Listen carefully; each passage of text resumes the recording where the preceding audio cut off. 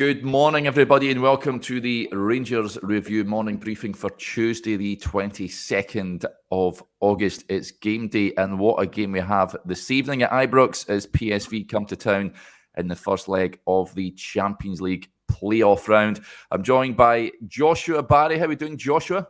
Yeah, good, Derek. Looking forward to it. Obviously, almost the exact. I don't know how close it is to the day of this time last year, but very close indeed. So looking forward to it. I think it's going to be a great game, great atmosphere. Looking forward to talking about it. Yeah, Stevie will also be there later on this evening. How are we feeling, Stevie? Yeah, no problem at all. Going to pump them.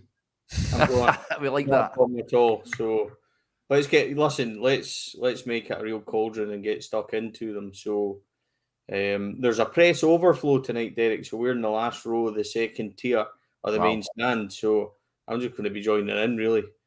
Yeah, so yeah. Let's make it as fierce an atmosphere as we can. Let's go and enjoy it and embrace it and get behind the team, and hopefully they put in a performance. We know they're capable. More on hope than expectation at this moment in time, but I really think we are capable of winning tonight. I don't think 4-0 is quite accurate. Put that bravado to the side for a second, but it's going to be a really big game, and I'm looking forward to it. Yeah, I think we all are. It's going to be two huge matches on the horizon. You talk about the press there, Stevie, Joshua, the two interesting press conferences, both from PSV and Rangers, of course, yesterday. Michael Beale, lots of elements to that, as there normally is. I think the big news is obviously the omission of Ianis Hagi from the European squad. Ben Davies and Rabbi Matondo have been included for the next two games. I think Ianis looks like he could be heading out the door before the transfer window closes. He was talking about the games. He was asked some interesting questions about coaching over in Brazil. There was lots of attention on Danilo, which was interesting. And obviously the Dutch journalist asking about the likes of Cyril Dessers, Danilo and Sam Lammers as well. What did you make of the press conferences, Joshua? I thought that the Hagi news, we heard them coming out after the weekend. Been a bit disappointed with his game time, the lack of game time, of course. And it was sort of Michael Beale was sort of steadfast in saying what the situation is with regards to the Romanian. Obviously, Ben Davies, as I mentioned, coming in. Ridvan Yilmaz still out injured, folks. He should be back training after this game, but the weekend comes too soon for him. And Rabbi Matondo, who he says has shown up well in training recently, comes in as well. What did you make of the press conferences? Yeah, well, to start with Hagi, because I think that is the big kind of story. It looks quite clear to me. I don't think it's as definitive as people are making out that the X equals Y, but he wants to play football. You can understand why he wants to play football, because he's been out for such a long time. I thought his press conference was interesting at the weekend because he was speaking about the fact that when he played games, effectively saying when he's played games, his record is there to see. And I don't mind that in a player, because I think I'd rather have players who are pushing for game time and frustrated when they're not playing, as opposed to players who are just happy to sit there and take their money and play here and there. But he's obviously at a key juncture in his career. I think he's 25, is he? Maybe 24. When Michael Beale came back to the club, I thought that was a move that suited him. But he wants to play a lot of football, and as Michael Beale said, he's obviously competing with Todd Cantwell and Sam Lammers. He's played slightly deeper at points, which I think he can bring a lot when he does that. We've not seen him play that role too much in the past, perhaps more because of what he does off the ball, but I think that's something he's worked on a lot as well. So I think you can understand it from both points of view. You can understand it from, if you take Hagi's perspective, he's not played consistent football in what you're getting towards 2 years, I guess, because he was out injured for 14 months, and it's been quite a few months since then. But from Michael Beale's point of view, I guess you can't guarantee him game time. You can't guarantee anyone game time. The squad is bloated. There's still going to be outgoings as well as an incoming that Beale was speaking about at the press conference yesterday. So I don't think it told us too much more apart from what we'd already heard from Hagi at the weekend. Aside from that, Derek, some interesting quotes about the strikers. I will get on to our predicted teams, but I have Danilo and Dessers to play up top together today. You obviously have, it is an interesting side to this game that you have 3 forwards who have all played in the Eredivisie and someone in Dessers who I think scored twice in his last trip to PSV away. Danilo, who played in that league last season. But I agree with Stevie. I think this is a game where Rangers, PSV are a really strong team. I think there's an argument they're stronger than last year. They've added a lot to their squad this summer. They've got a top European manager who's beaten Rangers a couple of times with Lyon and Bayer Leverkusen. I think taking a lead over there would be a huge advantage. PSV have so much going forward. I think they have slight vulnerabilities at the back and some of the ways they press, which we can get into. If you're able to take a lead over to Eindhoven, it sets up that tie so well, but it's going to be really difficult because they have so much against the ball. And as we'll maybe come on to when we talk about their team, Derek, I think they have so many options on the ball, which makes them a difficult opponent. Yeah, Peter Bosz much more attacking than Ruud van Nistelrooy, so I'm sure that the Dutch side will be having a go this evening. It should make for quite an entertaining game. Stevie, you asked the manager about Ianis, just to clarify on his answer, just to begin the press conference. I think we have spoken on record, I think, on numerous shows, saying that you think that he could be heading out the door at some point. The problem is for Ianis, as the manager touched on, he has been out for such a long time, and his position, there's just so many players fighting for one spot, so you just struggle to see how he's going to get away into the team. Yeah, actually found out quite a wee bit more about this. This is quite advanced. Ianis Hagi's career at Rangers is over. He is asked to move. That has been basically the position in the last few weeks. Michael Beale mentioned it yesterday. The reason he was omitted from the European squad is Rangers don't expect him to be here that much longer. I think that's all fair. I've got no idea of where he's going and what the situation is with that, but what I gather and what I managed to find out is Ianis himself wants first-team football. It's a position that Rangers can't guarantee him, and he wants to go and seek that elsewhere. So whether it's going to be a loan move for a year or a permanent move, I think for this moment in time, Ianis Hagi will be leaving the club. So it's just a matter of when that happens, Derek, and not if. So I would expect that also explains why Ianis didn't start at the weekend, because Rangers aren't planning for him being here at the moment. So that's going to be interesting. I think, there's a lot going to happen in the next week over the Ianis Hagi situation. So we need to just keep an eye on that. There's been a few times this season where players have been close to the exit. We're waiting on Kamara.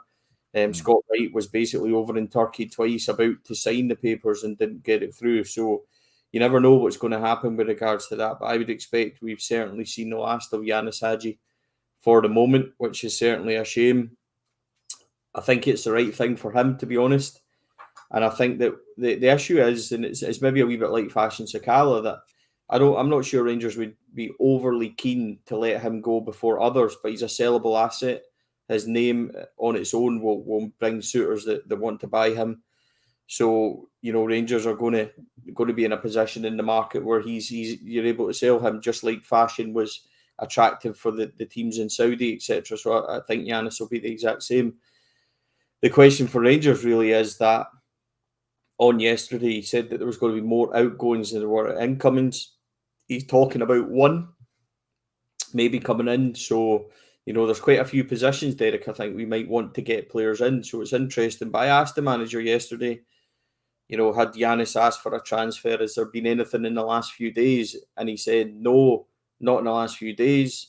This has been going on in the last week. There's been a lot going on in the background with regards to Ianis and his agent and potential options. So Michael Beale more or less told you yesterday just what I'm kind of repeating and what I've found out since. So it's not earth-shattering the kind of stuff I'm talking about at the moment, but I certainly think that, Ianis Hagi has made up his mind. He wants to move because of lack of football. So it's going to be interesting to see what happens in the next week, Derek, certainly surrounding that one. Yeah, just a few comments just on that. Chris Hutton says it's unlucky for Hagi. Got the injury, good player, and wish him all the best when he moves. There was a point as well saying how much from Alan, morning Alan, how much will Rangers ask for Ianis. And point here as well. Heller says, Stevie, you're breaking my heart here. So big Ianis Hagi fan is Heller. But listen, in terms of fee, Joshua, what do you think Rangers should be asking for Ianis Hagi? What would you be happy with coming in the door? Couldn't we just stick Joshua in Hagi's top and nobody would really notice? Or send Joshua over to wherever it is. Oh, Stevie, you've seen him play at close hand. Could he be? Stevie, I'm not two-footed enough to replace Hagi. I think you'll agree with that. My left foot is only for standing on. I seen Joshua win a fantastic penalty at Ibrox, to be fair, but just a pity he was the 10 yards offside at the time. But nevertheless, he's still done well with it. Yeah, it wasn't offside for the record. I think that Hagi obviously is, you're right, he's a sellable asset, and I agree with Stevie on the topic of Sakala. You know, I think if we talk about what type of player Rangers are still lacking, and I think this is why Rabbi Matondo's kind of come into the conversation quite a lot recently out of the cold in terms of his Rangers career, is it that Rangers, I think, lack a player who, you've got someone like Sima who I think can carry it up the pitch. You've got someone like Lammers who I think is a technician who can go beyond players. But you maybe don't have that combination. You don't have someone who, what Kent gave you at the top of his game, and Beale obviously said that himself at his press conference, didn't he, that he's still maybe waiting on a Ryan Kent replacement, whether it be the type of game like Livingston at home where you see, and obviously that's the first time that front three's played together, so it's not definitive, but you see the impact that pace can have to take you up the pitch, and also the impact that it can have when you're trying to commit players and break down a low block. I think if you're looking at what type of player Rangers still need, they probably have too much of the area that Hagi's competing for, and you've also got to remember that, you know, Alex Lowry, although he's out on loan and he's impressing at Hearts, his long-term future is still at Rangers. You've got Tom Lawrence coming back into the fold as well, and then you've got Lammers and who the Rangers spent a fair amount of money on, and Cantwell, who's obviously the first pick in the side for me. So it's a busy area of the team. I think you can understand from Hagi's point of view, Derek, that he's missed so much football. And, you know, we did that interview with him on the website, and I think football matters more to some footballers than others. Some absolutely live for it, and I think Hagi is one of those who, it's just so important to him, and therefore playing when he's looking forward to the season ahead, whether it's guaranteed games he wants or whether it's just, I don't know, a guarantee of a certain amount of minutes. That's just such a busy area of the pitch, and I don't think he's going to be Rangers' first choice behind the strikers in that free role. And is he going to play number 8? Is he going to play deeper consistently? I tend to agree with Stevie on it. I don't think it'll be a case of he's not someone that could be useful or still play a big role or can have an impact. You've seen that throughout his Rangers career. He's turned up in big moments, I think. You saw his impact that he had at the weekend, and everyone knows the qualities that he has. But I guess when you're building a squad, and this is why the money out and the money in, I think, will relatively balance itself out, is that Rangers have had to shop quite clever this summer. And I think Hagi, along with the likes of Sakala and Cholak, if you look at the type of money you could get for those three all together, it's about refreshing the squad at the right time. And I guess sometimes when a player wants a certain amount of minutes, which again, I think you can definitely understand given the last couple of years of his career, it's maybe just something that makes sense. Yeah, lots of comments coming. Let's try and get to a few before we move on to PSV.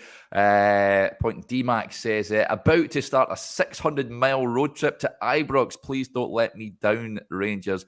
Absolutely love that. The dedication, head up to watch Rangers. Hopefully it's a... I kind of grudge going 15 minutes sometimes, so my hat off to that. It's well done. It's incredible effort, that. It absolutely is. A safe journey up the road, buddy. And Ian Ross with some nice words for you, Stevie. He says, morning, chaps. Have to say, Stevie is looking good this morning. There you go. Give him a Patreon subscription immediately, please, Derek. Let's get him sorted out on YouTube and things like that. So, thank you. Appreciate that. I think it's good. You can see the chins are starting to disappear, Derek. As we said off air, I've just got the one left. But that's notable. I had about 4 before, so... Day 67 of running today, Derek. So wow, it's absolutely superb, excellent stuff. Right, let's talk PSV. Joshua, there's a brilliant piece on the website, folks. You can see it in the description box. Joshua's scouted PSV and what we can expect. Also, for members, there's a video. I had an interview with a PSV radio commentator who spoke in great detail about PSV, the summer signings, what we can expect tonight and over in Eindhoven next week. But Joshua, where are the dangers, the threats, and where can Rangers look to exploit tonight's opponents? Yeah, well, I'm sure we can get into a little bit of their press conference as well. There is a members video out that breaks down this article in more detail, but I'll throw up this pass network just to talk through some of the key dangers. Derek, just a reminder for people if they freak out about a graph, because I know a couple of our friends in the comments do. The darker the circle, as you can see with the key at the bottom, the more dangerous a player. The larger the circle, the more passes they made. Their position is the average position they've made passes from. PSV and Patrick Van Aanholt is injured, so this kind of changes the dynamic. And although he's not one of the attackers, I think that does disrupt their balance quite a lot. And it'll be interesting to see how they replace that. I think Lang was potentially an injury doubt, but he is in the squad. Obviously, Matt Tillman comes into the squad as well. What they've done so far this season is lined up in a 4-3-3 that becomes more of a kind of 3-2-5. Teze tucks in at right back. Bakayoko, one of their key danger men, is always isolated to the right touchline. He might not be as involved. He's not going to come inside the pitch and move into the half spaces like Lang, but he'll consistently stay out there alongside Luke de Jong. Their positions kind of remain unchanged, and they're always giving PSV an option over the press or to switch play. And this is why I said that I think they're a dangerous opponent, because they're not just a team who likes to try and play through you. If you watch the highlights from the Sturm Graz game, if you go and read the piece, the first 3 goals they scored there were in transition, either creating it themselves from a goal kick or winning the ball back quickly. And Sturm Graz did try to press them, but they were just played over. And obviously de Jong gives you that physical outlet. And that's something that Rangers will have to consider tonight. They'll have to get their pressure right, because it's not just a guarantee that PSV won't be able to play through them. You've got 2 defenders in Boscagli and Ramalho who are both really good on the ball, both good at breaking lines. Boscagli at times, I think, from the games I've watched, can hold on to the ball a little bit too long. I don't think Benitez is at his best with the ball at his feet. I think one of the key areas that you're going to be able to target PSV is when they lose the ball, they counter press really aggressively. So just try to win the ball back within, I think it's 5 seconds of losing it. And that's quite classic Peter Bosz. I think that gives you some opportunities at times, because if you can break through that, there's a lot of space. I guess the risk mitigated that if you lose the ball in dangerous areas, you can be punished because of the pace they've got. As well as that, they use quite an interesting setup off the ball, where there's a lot of man marking in their defence and their midfield. And again, included in the piece, if you want to look a little bit more into it, I think Feyenoord did a relatively good job of exploiting that in the Johan Cruyff Shield, which is like their kind of community shield cup final at the start of the season. So I think their key weaknesses probably are off the ball, but they're a really aggressive side, and I just wonder how much they'll go for it tonight. I think the risk for Rangers, if you look at the midfield setup, Sangare and Veerman, everyone knows about Joey Veerman and how good a player he is. I think he's only better since last year. Sangare at the base midfield is someone who's been linked with, I think, Bayern Munich in recent weeks. So his quality, I think, speaks for itself. And Babadi is a young player, 18-year-old, kind of rotates that position with Saibari. He's really effective as well. He's alongside Lang and de Jong. They're going to offer you passes through the pitch, while normally Van Aanholt will push up. Teze will tuck back in to form a back 3, and Bakayoko will give you the width on the right. But I don't know how they counteract that, whether they have another player that just takes Van Aanholt's spot, or maybe they change the composition of the back 4 a little bit, because Van Aanholt has been the one giving them the width on the left and making those runs in behind. So I think they're a team with a lot of options, a lot of contrasting profiles, which I guess makes you quite dangerous. You've got someone like Lang next to Van Aanholt. They combine pretty well, but obviously Van Aanholt misses the game. And I think that the risk for Rangers and what they need to get right is, if they do press PSV aggressively, which I think they have to channel Ibrox's energy tonight, then they need to make sure that they're not played over through quickly in transition, as Sturm Graz were. I see Stevie's dog is a fan of. Yeah, get that graph off so we can see fan of the stats dog. phone.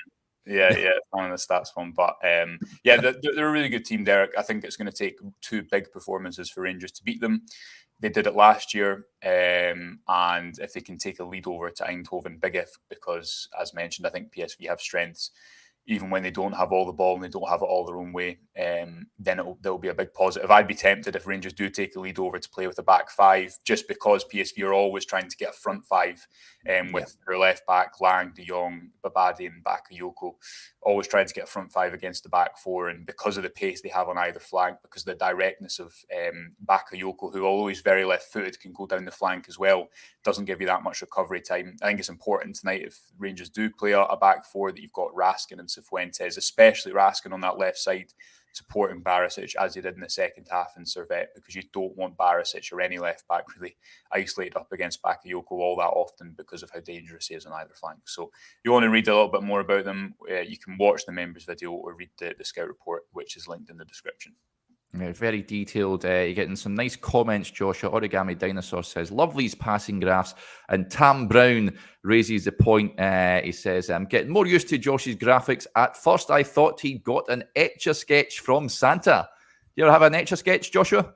No, probably a bit young for that, Derek. But they sometimes obviously do have lots of nice colours, and it can not make sense. But I'm glad the first comment is getting used to them. Yeah, Stevie chuckling away there. PSV, the press conference, it was quite interesting, some of the takeaways from that. Peter Bosz, of course, the coach, saying there's always pressure in these kind of games, and he's coming to Glasgow in relaxed and confident mood, but they have won 5 from 5 this season, including that comprehensive two-legged win over Sturm Graz. Luc de Jong also speaking to the press. He says there's no talk of revenge among the squad following their defeat last year, but says it was a disaster for them last season and lessons have been learned. He says different players and coaching teams make it less of a grudge match. Well, it's easy saying it's not about revenge, but maybe try telling the PSV media team that, who posted out that tweet straight after the Sturm Graz game. I'm sure that's one that we'll take great delight in if Rangers were to topple PSV over these 2 legs. Right, guys, let's look at our predicted lineups for the game this evening. I think, Stevie, you and Joshua go with the same sort of lineup here. That's yours, Derek. That's yours. I've revealed that too early. Yeah, do not reveal that. So it's Butland in goal. Tavernier, Golson, Suter and Barisic at the back. Jack, Raskin, Cifuentes and Cantwell with a front 2 of Danilo and Dessers. Stevie, is that the team that's going to get us a result this evening? Well, it's the team I would go with. I'm not sure what the manager is going to do. I think that the only real curveball is, do one of the front men drop out? Cantwell goes left side of a 3 and Rabbi Matondo, or right side of a 3, and Rabbi Matondo comes in, because Rabbi Matondo, his redemption arc in the last few games has been quite decent. So could he come back in? I think that's the only real curveball for me. And I think it's telling that he came into the European squad obviously last week. So I don't see it being any different. Basically, I think that the only question really is how he goes up front. And I spoke a wee bit about this with you yesterday. And Joshua made a good point, which I spoke about yesterday as well, that PSV are there to be got at on the transition. I think that's where they're the absolute weakest, Joshua. And what we have done, if people just kind of go back to the Servette game, you remember, Derek, in that first half, we had 3 transitions. Only the last one did we kind of make good use of it. And you remember Sam Lammers actually missed when he played the 1-2 we were asking. In the second half over in Switzerland, Rangers had countless opportunities on the transition, which we wasted, and we didn't manage. You know, when Lammers and Dessers came on up front, it was kind of clumpy. There wasn't movement that we kind of was able to benefit from. Nico Raskin burst through twice, and there was nothing really moving in front of him. If we are presented with those opportunities tonight, and I thoroughly believe we are, I think Ibrox will need to be patient tonight. I think PSV might hold the ball quite a lot, but when we get it, and if we manage to play through them, which means that we'll probably take short goal kicks, we'll probably try and bring them to us to get through them. So when we do manage to do that, and we do have the players capable, we need to make sure that we don't waste the opportunities. So will he kind of mix up that front 2 is the only real question. Apart from that, Cifuentes, since he came into the team, Derek, if you remember, I predicted that when he came into the team, he would stay in the team. Well, he has. Todd Cantwell is the heartbeat of this team and can't be left out. And Nico Raskin has set his standards in that second half last week. So, Ryan Jack for me also comes in because I think that Jack's the best player in that position that we have.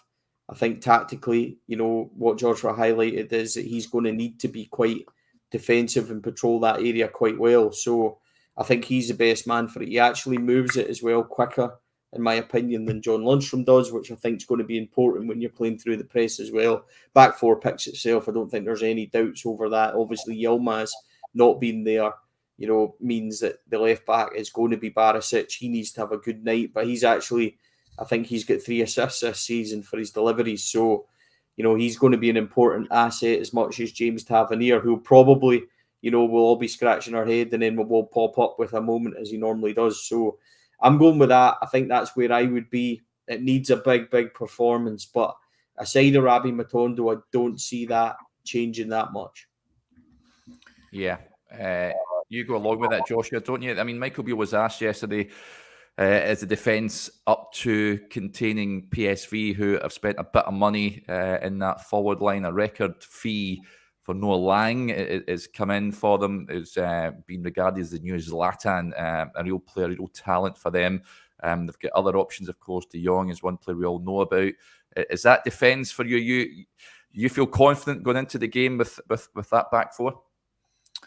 I think there's to look at the team overall. I think there's a few positions that there's a few players that are definitely going to play.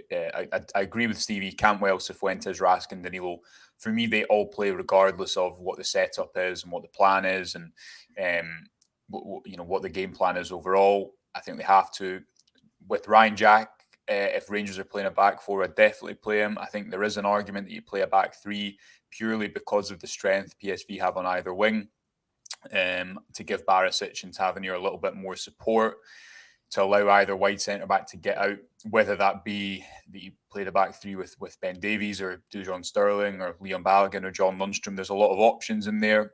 The second striker position, you've got Sam Lammers as an option against his old team.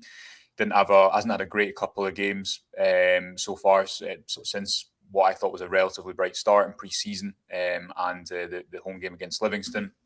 So be surprised if he comes in, because I think Cantwell will probably continue in that free role. I really like him deeper in the pitch as well, but for the type of game I think it's going to be, where it will be very end-to-end at points, and Rangers, it's not a game like the Servette game where Rangers are going to have all the ball and they're going to have to play in front of the opposition. I'd put Cantwell slightly higher up the pitch in the position he assumed against Servette. And the two striker positions are really interesting. I agree with Stevie. I've went with this team because I think it's the team that'll be picked, but I'd be tempted to put a little bit more pace in there. I think Seema's still to really have his moment to announce himself as a Rangers player. He obviously started away in Servette in a game where Rangers were going to have more opportunity to play into space. I think they're still waiting to click in those moments, but they did have that big chance, as Stevie highlights, the big chance he created for Danilo and the big chance he created for Lammers, both of which should have ended up in a goal. So it's not as if they're not creating opportunities. But yeah, that's probably the team I'd go with. I agree that Matondo could have a part to play, or Seema, because that team doesn't have loads of pace to break in behind. And depending on how PSV play, and I would guess they'd be quite aggressive, Rangers need to throw a lot back at them, to use what Michael Beale said at the press conference yesterday. So would be tempted to perhaps include some pace in that forward line. Could see the logic behind going for a back three. But yeah, that's the team I'm going with. Yeah, interesting. I sort of tend to agree, but when I was asked to put my team in, it was first thing in the morning, and I've just flown back from Ibiza from a stag do, so I completely forgot about Jose Cifuentes. So I've got Sam Lammers in there, just behind Cyril Dessers and Danilo, which is very attack-minded. I think he's going to go with Jose Cifuentes, I think. Yeah. Just on Lammers there, because even if this is an unintentional shout from you, I think it might be Lammers for me. Obviously, it's against his former club, but I think the best part of his game is playing with his back to goal. And if you're talking about, that's why I think Ryan Jack, if Rangers are playing a back four, I think Ryan Jack probably plays over John Lundstrom, because I think he gives you more options playing out of the press. Lammers with his back to goal, I think if you're talking about PSV marking up man for man and being aggressive and one of their centre-backs having to follow one of Rangers forwards into midfield, I think that is a type of game that could suit Lammers. So I wouldn't, just thinking about that there, seeing his name there, I wouldn't put it, I don't think it's too far from reality that he plays, not only because this is his former team, but I think this is the type of game that could suit him. If you maybe had, I don't know if Dessers, you maybe replace him with a bit of pace in the front line. Dessers has a decent record against PSV recently. So, I think if this is for the type of games that Lammers has played so far, this actually could be one that quite suits his skill set. Derek. Yes. Did you notice when you asked Joshua if he was comfortable with that defence, he completely navigated away from it and gave you an answer on something else. So that's why I was laughing down at the bottom of this screen. Could be a politician. It was so tactically done. It was beautiful. I asked him and then he started talking about something else. So I think that kind of speaks volumes for where we all are. I think the defence, I think we're all quite comfortable with Suter and Goldson. The fullbacks for everybody, I think, are an issue because we've seen them be exploited. If people want to know what PSV are like, look at what Newcastle and the intensity that Newcastle came in pre-season and how they performed. Dare I say it, they're as attacking and as kind of swarming over you as Postecoglou's Celtic teams were at times when we played them as well. That's the level of kind of offence we'll face tonight. But with that, again, if you can play through, we'll give you opportunities. And I think that the fullbacks are two areas, especially Bakayoko and Lang coming in, are two areas that they're going to really try and hurt us with. Luke de Jong's an interesting one, Derek, because if you remember that away leg last year when we won 1-0, he had an absolute nightmare and he missed several opportunities. So I'm kind of hoping that he has another night or another couple of nights like that. So it's a interesting reaction, Joshua, to the old defensive question.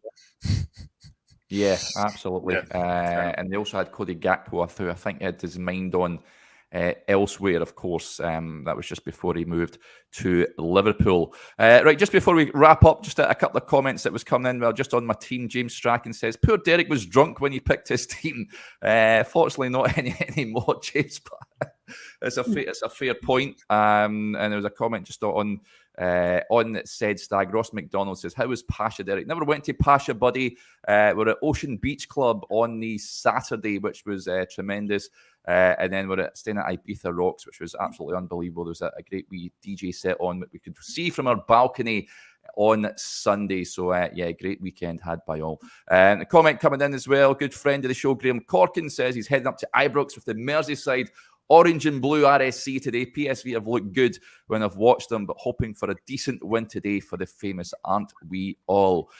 Score prediction, lads, before we wrap up. Joshua, are Rangers taking a lead over to Eindhoven? I think they do well too. I'm going to say 1-1. I think that, PSV are a really good team, arguably better than last year. I think Rangers have a lot to throw at them as well, but it's going to be a really interesting game. I'll say 1-1 set up for the second leg next week. Stevie? 1-1. Where do you get this guy sitting from? on the fence, eh? I'm actually, look, Joshua, I think that this is potentially the hardest opposition that we've had. It's Champions League level opposition. My heart says 3-1 Rangers and a really rocking night and a good Rangers performance. My head tells me that this is going to be a really, really tough encounter and it might be 3-1 the other way. So I have to hope that my heart's right. It's going to be a really difficult night, Derek. I just hope that we're in a position to enjoy it and I hope we don't rue. If they're going to beat us, let them beat them ourselves. Don't give them it and don't make defensive mistakes as we've been guilty of doing recently and let's make them work and earn it. They're more than capable. They are a good side, but do you know what? So are we. So let's see how we get on. Heart says 3-1, head says maybe the other way. So let's see how we get on. As long as it's still alive, and I'm sure Mike will be able to touch that in the press conference. Nothing will be decided this evening. As we've seen last season, of course, with that 2-2 draw, and Rangers went over there and produced a real stunning result to win by a 1-0. So yeah, I think it's going to be a right feisty tie, this one. Yeah, it can go either way, but really looking forward to it. We'll be, Joshua and Stevie will be at the game later on. Hopefully speak to you later, Joshua. We'll be back on to chat hopefully about a Rangers victory. So yeah, hope you can join us for that. PSV guys just popped into the comments here. It's Paul Van Halderen says, "Hi guys, PSV fan here. Good luck, but we will win tonight." Well, hopefully you're absolutely wrong there, Paul. But thank you very much for tuning in. Button, Derek. Get out of here, man. Thanks for tuning in all the same, Paul. If you're heading over to Ibrox, and hopefully it's a very depressing evening for you, but you'll enjoy the Ibrox atmosphere, I'm sure. On European nights, it's a special place to be. Okay, folks, thanks to everyone for interacting with the show as ever, and we'll speak to you a little later on. Bye for now.